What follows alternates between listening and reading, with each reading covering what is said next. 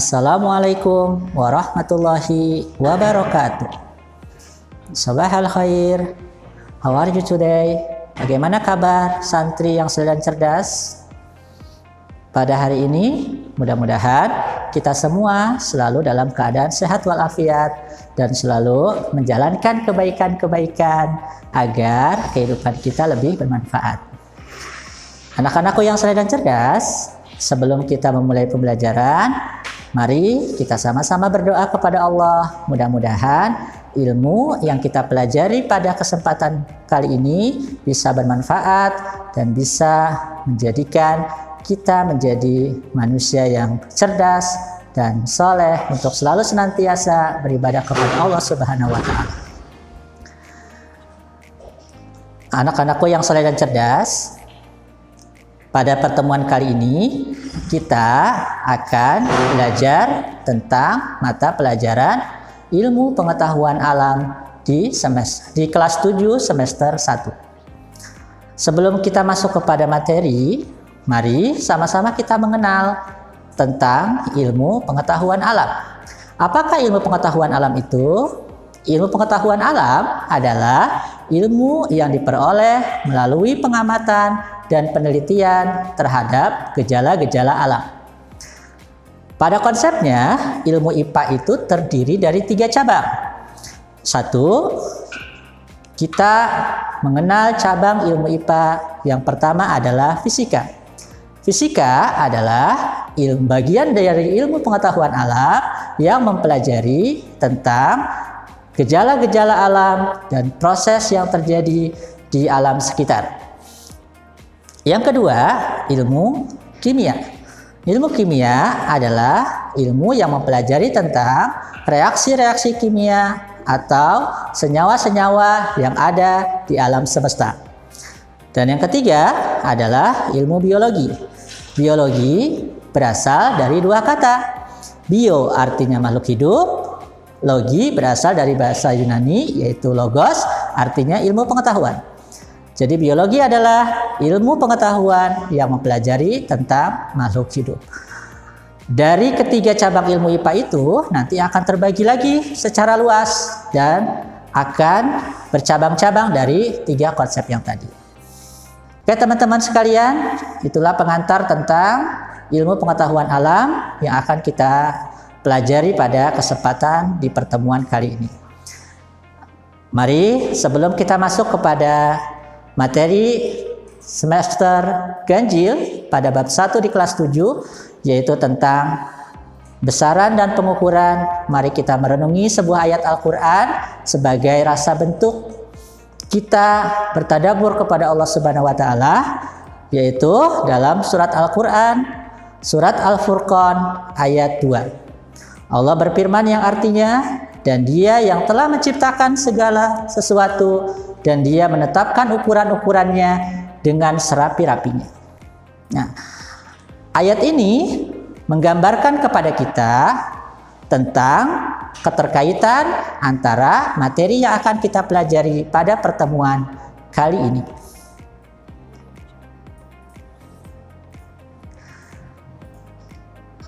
Anak-anakku yang selalu cerdas, pada pertemuan kali ini kita akan belajar tentang besaran dan pengukuran pada makhluk hidup dan benda lainnya. Kompetensi dasar yang akan dipelajari pada bab ini adalah menerapkan konsep pengukuran berbagai besaran dengan menggunakan satuan standar. Ada 3 tujuan pembelajaran yang akan kita capai dalam mempelajari bab ini, yaitu menjelaskan pengertian besaran dan pengukuran. Yang kedua, menjelaskan pengertian besaran pokok dan jenis besaran pokok beserta satuannya. Dan yang ketiga, menjelaskan pengertian besaran turunan dan jenis besaran turunan beserta satuannya.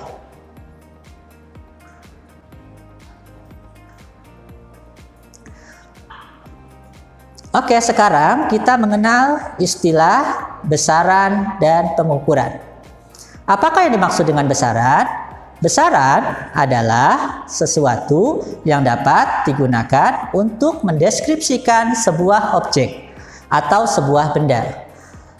Dalam mendeskripsikan sebuah objek, ada dua cara kita menentukan besaran atau nilai yang akan kita deskripsikan. Yang pertama yaitu deskripsi kualitatif dan yang kedua adalah deskripsi kuantitatif. Yang pertama, kita akan mengenal istilah deskripsi kualitatif, yaitu mendeskripsikan sebuah objek tanpa menggunakan angka-angka atau nilai. Misalnya, antum ketika berjalan melihat seekor gajah, maka dalam pikiran antum akan terbayang bahwa gading gajah itu panjang, belalai gajah juga panjang, tenaganya sangat kuat, bahkan kuatnya lebih besar daripada tenaga manusia. Atau ketika antum sedang berjalan, antum melihat sebuah apel, maka deskripsi yang mungkin terlintas dalam pikiran antum terhadap objek apel tersebut adalah apel itu bentuknya bulat, ukurannya kecil dan berwarna merah, serta beratnya ringan untuk dibawa. Nah, anak-anakku yang saya cerdas, kalau deskripsi yang tadi antum sebutkan tersebut itu adalah disebut deskripsi kualitatif karena tidak menyatakan angka atau nilai. Yang kedua yaitu deskripsi kuantitatif, yaitu mendeskripsikan sebuah objek dengan menggunakan angka dan nilai. Perhatikan gambar. Berapakah berat gajah yang terdapat pada gambar?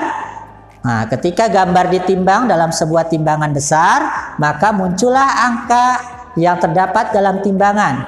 Oh, ternyata berat gajah 500 kg. Atau di gambar kedua, ada orang yang sedang mengukur ketinggian gajah. Berapakah tinggi gajah? Ternyata setelah diukur menggunakan sebuah alat ukur, maka tinggi gajah sekitar 3 meter. Nah, anak-anakku yang saya cerdas, apabila dalam pengukuran besaran sudah menemukan angka atau nilai, maka besaran tersebut dapat diukur dengan menggunakan deskripsi kuantitatif.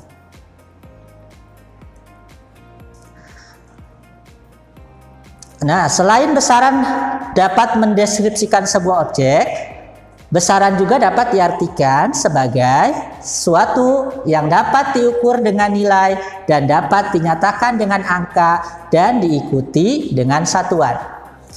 Nah, teman-teman, kita mengenal alat ukur yang digunakan untuk mengukur sebuah besaran dalam kehidupan sehari-hari. Gambar pertama yaitu gambar penggaris. Sebagai alat ukur apakah gambar penggaris? Penggaris adalah alat untuk mengukur satuan panjang. Gambar yang kedua yaitu gambar stopwatch. Stopwatch adalah alat untuk mengukur waktu. Gambar yang ketiga adalah timbangan. Timbangan adalah alat untuk mengukur massa atau berat sebuah benda. Yang keempat yaitu gambar jangka sorong. Jangka sorong adalah alat yang digunakan untuk mengukur diameter benda yang kecil. Gambar selanjutnya yang kelima adalah gambar termometer. Termometer adalah gambar untuk alat untuk mengukur suhu pada tubuh manusia. Gambar yang keenam yaitu voltmeter. Voltmeter adalah alat yang digunakan untuk mengukur kuat arus listrik. Gambar berikutnya adalah timbangan benda yang sedikit agak berat. Kalau yang tadi pertama dia kecil, kalau yang sekarang bendanya agak berat. Timbangan itu digunakan untuk mengukur benda-benda yang massanya lebih berat daripada massa yang kecil di timbangan sebelumnya. Dan yang terakhir adalah gambar jam. Jam adalah alat untuk atau benda yang dapat digunakan untuk mengukur satuan waktu.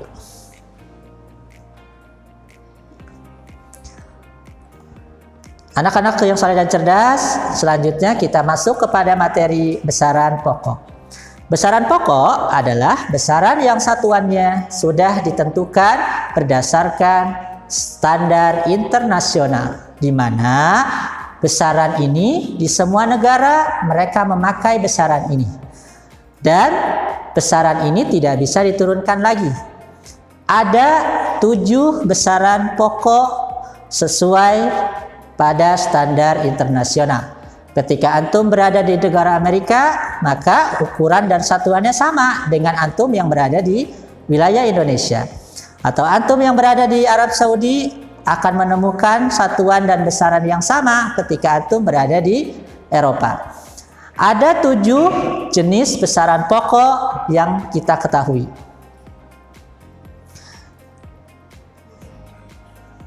Yang pertama adalah suhu. Suhu satuannya adalah Kelvin. Yang kedua adalah molekul zat. Molekul zat satuannya mol. Yang ketiga panjang. Panjang satuannya adalah meter. Yang keempat adalah waktu. Waktu satuannya sekon. Yang kelima adalah massa. Massa satuannya kilogram. Yang keenam adalah kuat arus. Kuat arus satuannya ampere. Dan yang terakhir adalah intensitas cahaya. Satuannya adalah kandela. Nah teman-teman, untuk memudahkan kita mengingat 7 besaran pokok sesuai dengan standar internasional, teman-teman dapat mengingatnya dengan mudah dengan menggunakan istilah sumo pakai maskulin, di mana su-nya adalah suhu, kemudian mo-nya adalah molekul zat, pa-nya adalah panjang, ka-nya adalah waktu, mas-nya adalah massa, ku-nya adalah kuat arus, dan in-nya adalah intensitas cahaya. Gimana teman-teman? Mudahkan untuk mengingatnya? Ingat, sumo pakai maskulin adalah istilah untuk mengenal besaran pokok yang terdapat 7 berdasarkan standar internasional. Oke, yang kedua, kita mengenal besaran turunan. Besaran turunan adalah besaran yang satuannya diturunkan dari besaran pokok. Teman-teman pun bisa mengingatnya dengan mudah. Syarat besaran turunan, besaran yang satuannya lebih dari 1. Ingat anak-anakku yang soleh, besaran turunan itu untuk memudahkan mengingat kita besaran yang satuannya lebih dari 1. Contohnya, luas. Luas itu memiliki 2 satuan. Karena luas, rumusnya kalau luas persegi berarti P kali L. Jadi ada 2 satuan di sana. Oke, ada banyak jenis besaran turunan. Karena besaran turunan itu adalah turunan dari besaran pokok. Maka sangat banyak sekali. Namun ada beberapa yang kita perlu ingat dan kita gunakan istilah agar mudah untuk mengingatnya. Istilah yang digunakan untuk mengingat besaran turunan yaitu bergaya pakai pelumas. Bernya adalah berat, di mana berat satu rumusnya adalah W sama dengan massa kali G atau gravitasi. Kemudian gaya itu dilambangkan oleh F, di mana F sama dengan M kali A. Kemudian ada daya, beda ya antara gaya dan daya. Daya itu dilambangkan dalam fisika P, di mana P sama dengan W atau usaha dikali delta T. Kemudian ada kecepatan. Dalam fisika rumus kecepatan adalah V sama dengan S per T atau dibagi T. Kemudian ada P atau percepatan. Percepatan di mana rumusnya adalah A sama dengan V per T atau waktu. Kemudian ada luas, di mana luas rumusnya adalah L sama dengan P kali L Kemudian ada massa jenis. Massa jenis adalah massa jenis sama dengan M per volume. Jadi untuk mengenal beberapa jenis besaran turunan, kita dapat menggunakan istilah bergaya pakai pelumas. Nah, istilah ini memudahkan kita untuk mengingat jenis besaran turunan.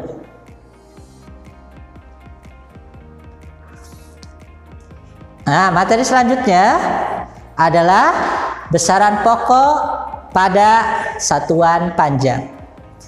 Dalam satuan standar internasional, satuan panjang dinyatakan dalam meter. Teman-teman bisa mereview kembali pada saat teman-teman masih di sekolah dasar tentang ukuran panjang. Mulai dari kilometer, hektometer, dekameter, dan sampai milimeter. Nah, teman-teman pasti sudah mengingatnya. Kita hanya mereview kembali dalam pertemuan kali ini. Apabila dia naik, maka dia dibagi 10. Apabila dia turun, maka dia dikalikan 10. Nah, teman-teman, untuk mengingat satuan panjang akan diberikan istilah. Kalau dalam matematika, kita mengenal istilah kilometer, hektometer, dekameter, meter, desimeter, sentimeter, sampai milimeter. Untuk mengenal istilah mengingatkan kita untuk mudah diingat satuan panjang, teman-teman bisa menggunakan istilah kucing hitam dalam meja dimakan cumi-cumi mati mendadak. Sama, kucing hitam kilometer, kucing kilo, hitam hekto, dalam deka, meja M, dimakan desimeter, cumi-cumi sentimeter, mati mendadak milimeter. Mudah-mudahan istilah itu bisa mengingatkan kita untuk mengingat tentang satuan panjang. Kemudian kita juga bisa mengenal tentang istilah satuan berat atau massa. Yang kita kenal, mungkin teman-teman sudah belajar pada saat di SD kemarin, di SD yang lalu, yaitu mulai dari kilogram sampai kepada miligram. Ya. Oke, teman-teman, tadi kita sudah membahas tentang besaran. Sekarang kita masuk kepada materi pengukuran. Pengukuran dalam ilmu IPA atau fisika ada dua jenis bentuk pengukuran. Yang pertama mengukur dengan satuan baku, dan yang kedua mengukur dengan satuan tidak baku. Satuan baku adalah satuan yang jika dilakukan pengukuran menggunakan alat ukur baku. Misalnya, teman-teman mau mengukur lapangan badminton, maka alat yang digunakan berupa meteran. Teman-teman mau mengukur buku, maka alat yang digunakan adalah penggaris. Teman-teman mau mengukur berat badan, maka yang digunakan adalah timbangan. Jadi alat ukur itu disebut satuan baku. Dan yang kedua adalah pengukuran dengan satuan tidak baku. Satuan tidak baku adalah satuan yang jika dilakukan pengukuran menggunakan alat ukur yang tidak baku. Ada beberapa istilah alat ukur yang tidak baku. Salah satunya tangan kita biasanya sering menjengkal. Kalau mengukur meja tidak ada penggaris, kita jengkalin mejanya. Atau untuk mengukur lapangan badminton kita pakai langkah, melangkah, atau pakai hasta, atau pakai depa. Nah, teman-teman, nama-nama pengukuran satuan tersebut itu disebut satuan tidak baku. Oke, seperti gambar seorang berlari dengan menggunakan stopwatch, maka dia mengukur dengan satuan baku. Sementara gambar di sebelahnya, berapakah langkah panjang jalan ini? Dia menggunakan langkah, maka dia menggunakan satuan tidak baku. Oke, teman-teman, itulah materi yang bisa Bapak sampaikan pada pertemuan kali ini. Di lain waktu kita dapat melanjutkan kembali materi berikutnya. Terima kasih teman-teman. Ke depan mudah-mudahan apa yang kita pelajari Allah berikan ilmu yang bermanfaat. Terima kasih, sampai jumpa di pertemuan berikutnya. Assalamualaikum warahmatullahi wabarakatuh.